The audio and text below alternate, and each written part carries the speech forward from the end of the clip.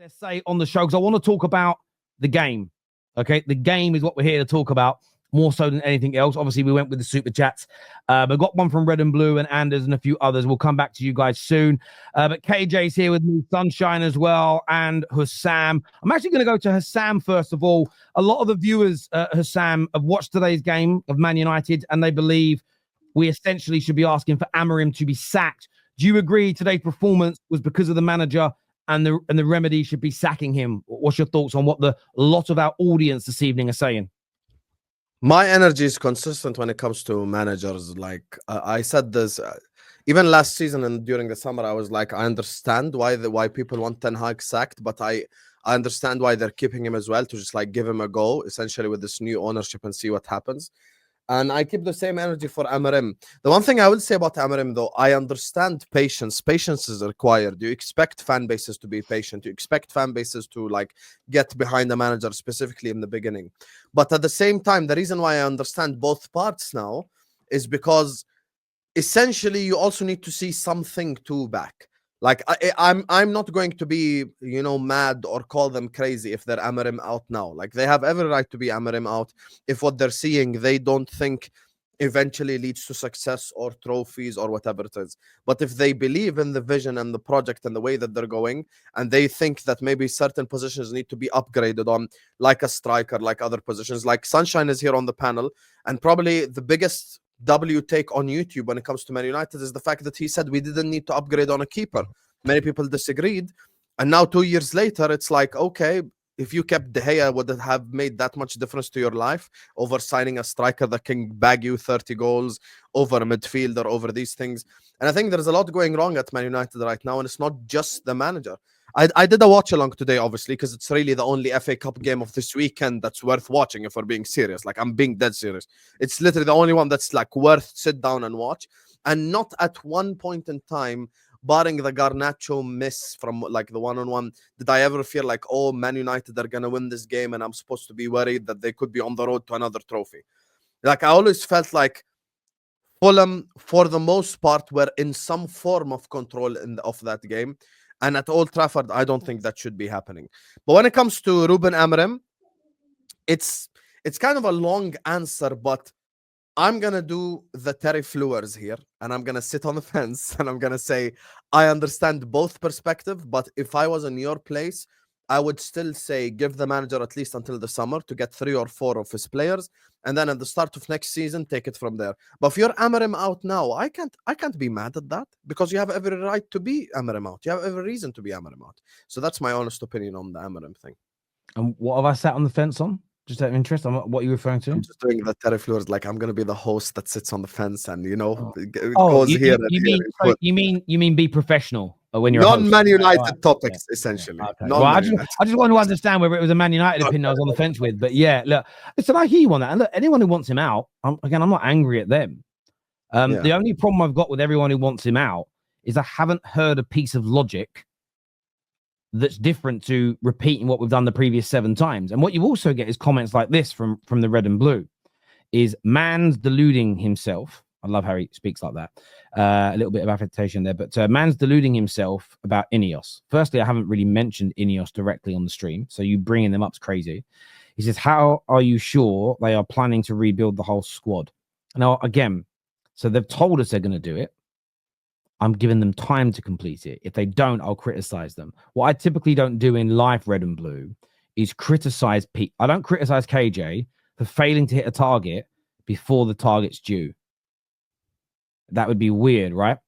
It says, or is it just your wishful thinking? Well, of course I have wishful thinking that we rebuild the squad and it's better. Why would a football fan not wish and hope? Even so, if you take the biggest Arteta outer in the world, he can be the biggest lame-brained delinquent in the world. But I still think at his core, he or she wants Arsenal to get back to the top. That's why they're frustrated, right? So, of course, there is wishful thinking from myself there. At the same time, though, to throw your question back at you, you're someone that sort of talks about sacking the manager. You've super chatted before. You shouldn't be backing him. But you also think that Ineos are never going to build a squad that's good enough. They're never going to spend the money. And if you're someone that, whether you like Amorim or not, if you don't think the club's ever going to build a squad that's good enough to win, we should just stop talking about the head coach and manager then. and focus on the root cause problem. So that's the issue that I have with the conversation, is that a question gets asked, you answer it, and then the goalpost gets moved, or the framing of the question gets shifted into something else, as opposed to just trying to catch people out, as opposed to just, I understand your stance and we can move on from it. So yes. Well, he will never understand your stance. And there's a reason for it. The reason why he'll never understand your stance or my stance is because he's a PSG fan. And a PSG fan / a City fan / someone like that will never, ever, ever want their owner out, because they know that the owner will never be at fault for the position that they're in. So they can focus their energy and shift it towards the manager. So he will never understand where you're coming from, because I understand, but you're wrong there, because he slags off Ineos all the time saying we've got bad owners. That's fine. He also turned around and says that people are right to want Amorim sacked. Again, I think that's there's a flaw in that logic, because if you don't trust Ineos to ever build a squad that's good enough, it doesn't matter who the coach is, you're always going to fall short. So therefore, have the reaction to these things that KJ says when he gets bantered in the group chat. So yeah, let's just shut the club down then, because that's actually the right response. If we're never going to build a squad that's good enough to win ever, based on what the red and blue says, we're never going to hire the right people, we're never going to sign the right players. What's your solution to that, Terry? Mine is shut the club down and let's just end with all the titles we've got and let's just watch old video. I'd rather that than continue how we were. If that's the truth of the matter, I'd rather shut the club down than do that. So there is no solution. Just sacking Amorim, what does that do? How does that fix us if they're also right about how bad the owners are? It makes no sense to me to focus on the manager personally. KJ, back to the game today. What do you think went wrong for United? Why do you think we struggled to really penetrate Fulham and score the goals that were needed in the game? It's just we don't have the right profiles to do anything. We look at our forward line. Xerxes got the tech. We ain't got the speed. Garnacho's got some speed, but his technique is off and his decision making is off. Højlund's head is gone. I'm seeing man do flicks back heels at the halfway line while doing build up, and he hitting no one. His head is gone. He's not making the right runs, not making the right decisions. He's just losing combat, losing 1v1 duels with all the centre backs in the world that he plays against. So his head is gone. And then you had old man Ericsson, who again has the tech, but not the pace, the power, or the stamina to keep up with the game. We just don't have the right profiles in attack or midfield to really do anything. And people say go back to the 4-2-3-1 or go to a 4-3-3, go change the system. I was literally watching the game. I was watching Fulham play and how they connect and how they have synergy and relationships as a squad, how all the different profiles fit together.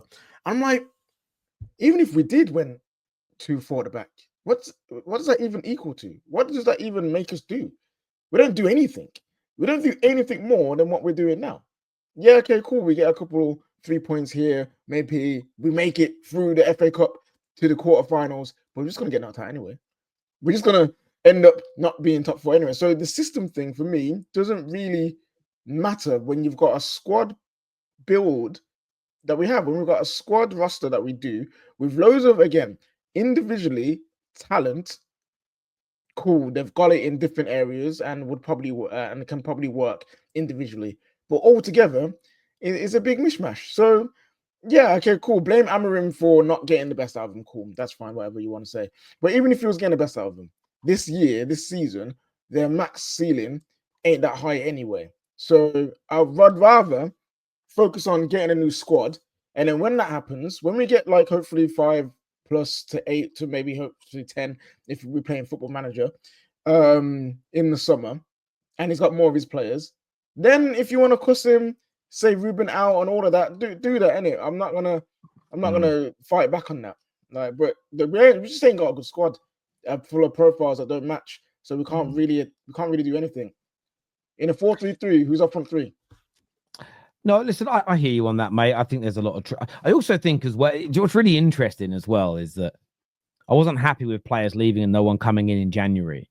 And this is the funniest part as well, is that people get their feelings hurt. And not everyone is turning on Amorim for the same reasons. But I know for a fact there's a percentage who have said how bad Rashford is as a player, that have seen him leave and Man United haven't improved dramatically. And it's like, well, I can't like sort of admit that it's not Rashford's fault anymore. So now I've got to turn on the manager to sort of create a distraction away from the fact that I got an opinion wrong. And I think that there's a lot of that goes on online nowadays. Is people make a prediction. If we sell Rashford, and you can go back and find the tweets, they're there. I remember reading them. Get rid of Rashford and watch this team fly. He's a bad egg. People did it with Pogba. Once Pogba goes, watch this club go to the next level. It doesn't happen because these individual players were never the reason we were bad. The same as, by the way, sacking these managers has never been the reason we were bad. And that's probably my biggest issue with the take of just get rid of him now and abandon whatever we're trying to do, is that, well, it's just repeating the same mistake over and over and over again. And I don't see any way of getting to the end of the, finding light at the end of the tunnel that way. Sunshine, obviously a disappointing night, or afternoon and night for Manchester United fans. A lot of people in our chat, and I want to sort of respond to what they're saying here, really. The manager didn't do enough today. What more do you think in today's game? What better decisions do you think Amorim could have made? What is he not getting the team to do that he should be, in your opinion? I mean, if I'm being honest, I think he's maximised the most he can do. I think people have to understand, Terry, the difference between making a sound logical judgment based off sound logical expectations given the context to what's going on at Manchester United, and also then making those same decisions but out of desperation. Every season that goes by that we continue to stay on the hamster wheel doing what we're doing, we get less patient. So now we've got this new manager who, by the way, took 4 years to do what he did at Sporting, but people saw him play at Sporting Libs and then go, oh yeah, Amorim ball.